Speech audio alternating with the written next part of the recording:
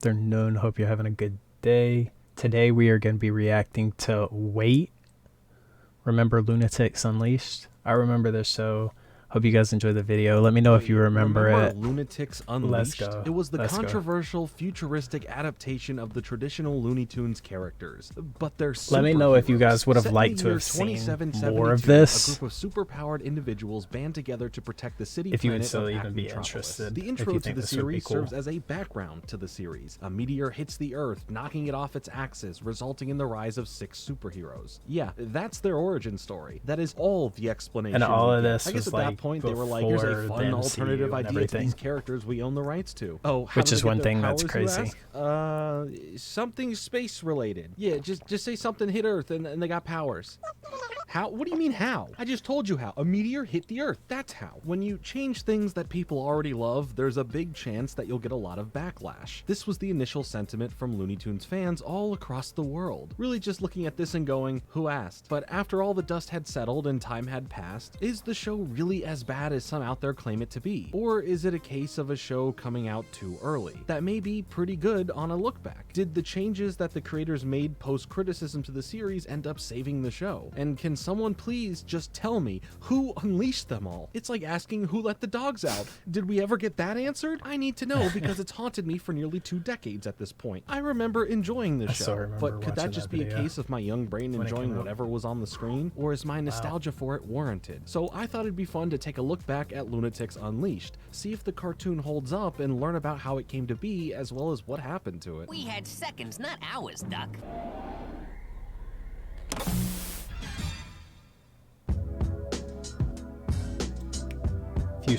Futuristically Loonatics Unleashed fresh. was unleashed onto the world through Kids WB on September 17, 2005, and ran for 2 seasons, ending in May of 2007. Like I mentioned, we get our backstory within the opening intro to the show. A meteor crashes into the planet, causing the planet to shift its axis, as well as shooting out a supernatural energy burst that alters the genetic code of some of the people that live there, giving them superpowers essentially. Of course, this leads us to our main group of characters who serve as a superhero team to protect the planet from various other threats. This group of anthropomorphic crime fighters will be brought together by Zadavia, a pretty mysterious woman who shows up mainly in a hologram fashion and serves as the person in charge of the team, giving them their missions and overall just keeping them in line. With the team consisting of descendants of classic characters from the Looney Tunes. They live upon the skyscraper, so it's easy to draw in a lot of parallels to the Teen Titans franchise, being a teenage superhero group living in a tower with action that resembles similar situations as the Teen Titans, just with a way more futuristic twist from the powers that the group has to the endless amount of technology and gadgets at their disposal. The plan for the series was to match it to the action era of cartoons that were seemingly taking over most of the networks and capturing most kids' attention. Plus, it would be an easy entry into the toy market, right? With how often the Looney Tunes properly would adapt a form of their characters into a show that would fit in for the current times, it would make sense that this idea would have come about during this specific time. Make it snappy, Chappie. We're about to save the city. Loonatics Unleashed is coming right up, right here on Kids WB. Oh man, I don't know if you guys remember this at all. Some of you may have never even heard of this show. Didn't even know it ever existed. Might have been born after this show ever even stopped airing. That's funny. It's okay though. It was a good show. It's a really interesting idea. It's just didn't go over so Loonatics well. Unleashed, every Saturday morning at 9:30 on Kids WB.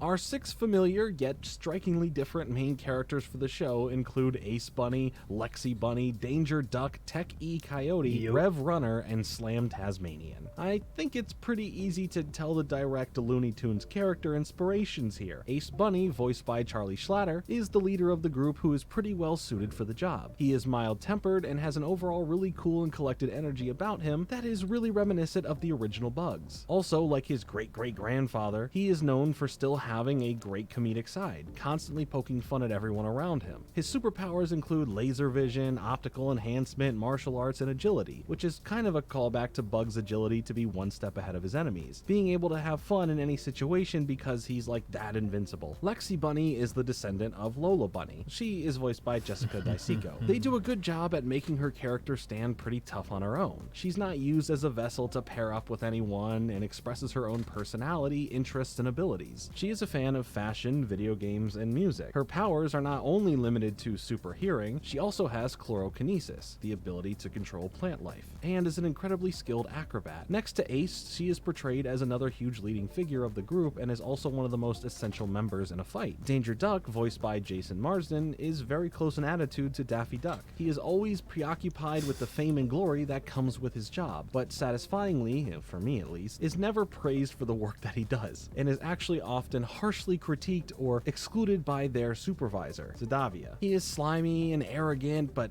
oh so lovable. His powers are probably the most powerful and the most out of pocket of the group. He has something called the Power Orb Randomizer, which is basically just the ability to create and attack an enemy with flaming energy spheres. He also has a teleportation ability, which could be a reference to Daffy Duck's ability to his spats of sporadic and fitful episodes whenever he would get particularly excited or angry. So all in all, the coolest superpowers of them all. Maybe it's a good thing that everyone humbles him so frequently. Tech E Coyote is voiced by Kevin Michael Richardson, who, unlike his ancestor Wile E Coyote, Tech is incredibly intelligent, actually more so than Rev Runner. His technology offers the team a lot of really cool tech and interesting inventions that makes it very achievable to fight and defeat villains of various magnitudes. His very big brain way of speaking can sometimes only be understood by Rev, which leads to their naturally strong friendship and ability to partner up in inventing things. Other than a big brain, his powers also include the ability to manipulate electricity and magnetic fields, as well as regeneration. The latter is another really cool callback to the original cartoons, in which Wile E's plans would literally blow up in his face, but he would be back in one piece a minute later. Rev Runner is the descendant of Roadrunner, voiced by my favorite voice actor in the business, Rob Paulson. Rev obviously has super speed, and of course, his personality has to live up to that. He talks a mile a minute and is also incredibly intelligent, which, as I mentioned earlier, is important in his relationship with Tech. Rev's additional powers include flight, possible through his super speed, enhanced strength, and global positioning, which is basically like he has GPS built right into his head. This type of psychic thinking also contributes to his ability to see briefly into the future, which he uses to avoid crashing into things. The last of the group is Slam Tasmanian, who functions as the Brawn but doesn't have that much of a personality. A descendant of the Tasmanian Devil, Slam is also voiced by Kevin Michael Richardson. Well, I guess voiced really isn't the right word, so I'll just say that Richardson more provides various forms of grunting, which we aren't meant to understand. Although it doesn't sound like Slam is speaking any kind of language, the other Looney Tunes are able to understand him quite well, and often provide much needed translation for his dialogue. A lot of his interests are more so mentioned by the group, like eating a lot and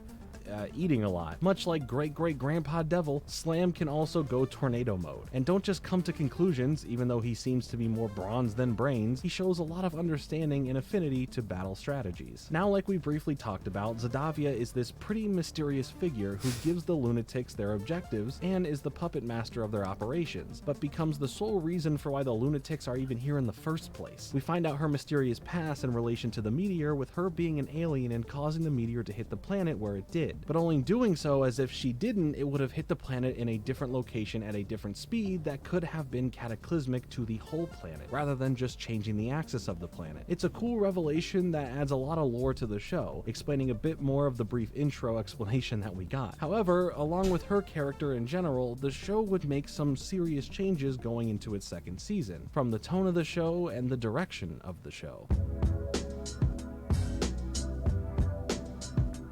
Now, the show would go through these changes for its second season based on a number of factors, but even before the show started, it was already causing a stir. The series was met with a lot of backlash from fans after the first look at the series was released. Fans didn't have a lot of background of what the series was meant to be, inciting a lot of panic on the behalf of fans, thinking that this was going to be a reimagining of the original characters that would act as if they were replacing the original designs, voices, and attitudes. The first look promotional trailer starts with a man in Warner Brothers Studios inking a redrawing of the traditional 6 characters: Bugs Bunny, Lola Bunny, Daffy Duck, Tasmanian Devil, Roadrunner, and Wile E. Coyote. After he leaves in a rush due to a news broadcast explaining that a meteor will hit Earth, knocking it off its axis, an ink jar spills, revealing a darker, different look at the characters and their new superpowers. It was not specified that these new characters were the great-great-grandchildren of the iconic characters that we all grew up with. It was supposed to be a whole new generation with just a nod to their original classic inspirations.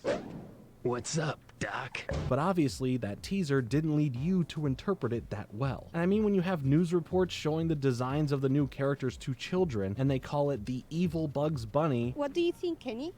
That's an evil Bugs Bunny, I think. Preferring the standard look of Bugs over the new sleeker Bugs-like character, that's not the best hope for your show doing well, even if your main targeted demographic was aimed a bit older. An 11-year-old fan named Thomas created a website to petition the redesign, and it received a lot of attention. SaveOurLooneyTunes.com was an instant attention grabber, receiving over 200,000 signatures and 5,000 email responses from fans who also supported Thomas's opposition. He said his main problem with the new concept was how they look. They didn't have any pupils, and their figures became more jagged and harsh. Not to mention the line that Ace Bunny says at the end of the preview doesn't have his iconic Brooklyn accent, which I have to admit was very jarring to me. And I'm not even the biggest Bugs Bunny fan. I mean, I'm a fan, but not like a super fan. Another one of Thomas's fears was that they would put more funding into the Loonatics instead of the classic cartoons. From the network's perspective, a lot of the initial pushback just comes from the territory of trying to make something new out of the tools they already had in their tool belt. It's just part of the territory when you change something that people are comfortable with. So their intentions with making the art style and voices completely new was because they had to commit to something different enough that it wasn't jarring to viewers. The main reason for all of the backlash was because they didn't preface the intense tonal shift by clarifying it's a completely new generation. Once that was clarified, a lot of that hatred towards the new characters died out. Also, the slightly tweaked and softer character designs did help too. Honestly, I am happy that they have pupils now. They wanted to make the series more like other Warner Bros. Superhero series like Batman and Teen Titans, with its visuals and darker action-packed fight scenes. For the second season, based on both the declining viewership and feedback from parents not being into the look and tone of the show for their children, they decided to change up the formula a bit, mainly noticeable in its lighter tone for the Loonatics themselves and the problems that they deal with, filled with more jokes and less aggressive action sequences, along with the introduction of legacy character descendants making appearances, mainly as villains for the Loonatics to deal with, and some legacy characters just showing up for the heck of it. These decisions were made in hopes of bettering the show for their audience, but they initially set out to make a show for an older demographic. So now no longer having a clear vision of who you are marketing your show towards ends in both demographics not tuning in. No pun intended. What up,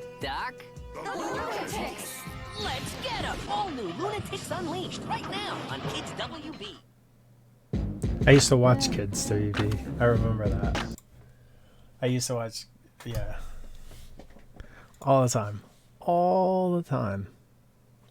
It was literally the best thing to watch. Some of my critiques of the show are actually minimal, just a few nitpicky things. For one, it feels kind of lonely. There are really no other animal characters shown in the world that we explore, and it seems kind of jarring. And one of the scenes where we learn about Tech's background, we see his failed university thesis project blow up in his face, disappointing his human professor. We initially only see the outlines, really emphasizing that this is the only anthropomorphic coyote, with a human professor at a school where his peers are most likely human students. Like, I'm assuming he had to go to previous schooling before this, taking standardized tests, and just existing more in a human world. Whereas initially, there was a huge degree of separation between the Loonatics and the humans. It would have been really cool if they went the route that Gargoyles did by showing their interactions, both positive and negative, with humans. They do have their human-like alien overseer Zadavia, but other than that, it feels like there's so much to be explored about the Loonatics and their relationships with the world, the humans, and each other. But each episode exclusively focuses only on the task at hand, which is usually the constant imminent threat of supervillains. Speaking of the supervillains, none of them are really that memorable. It's a villain of the week setup. Although in the second season we see some more versions of past Looney Tune characters like Elmer Fudd with his descendant Electro J Fudd, and Sylvester the Cat with his descendant Sylvester. Running for 2 seasons with 26 total episodes, the initial feedback was really positive. It constantly held the top spot in its second week of airing, but the success didn't last long. The series quickly went down downhill with viewership, and the network admitted that it was because parents hated it. They saw it as too dark with mohawks and menacing eyes. The futuristic Looney Tunes hybrid was not a success. In fact, a New York Times article shares that the framed art from Loonatics Unleashed is hanging in the offices at Warner Bros. Animation Studios specifically to serve as a reminder of what they should not attempt to do again.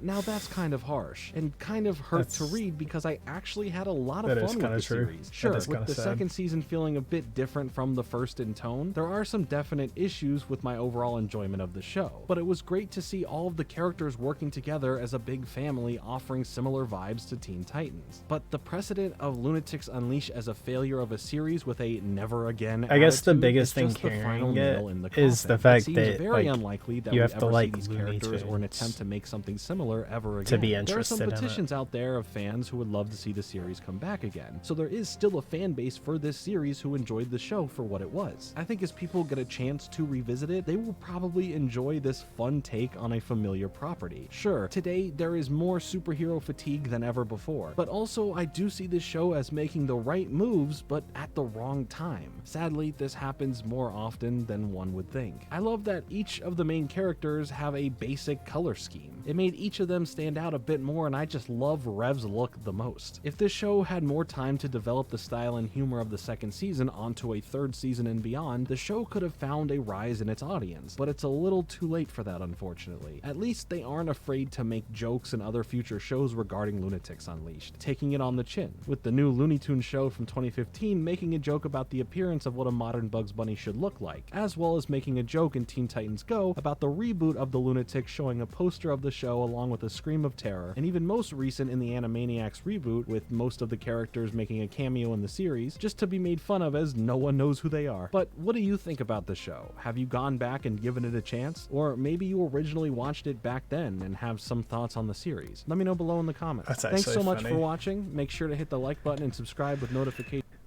Hey guys, that's all for that one. I hope you guys enjoyed. Let me know if you enjoyed that show, if you remembered that show.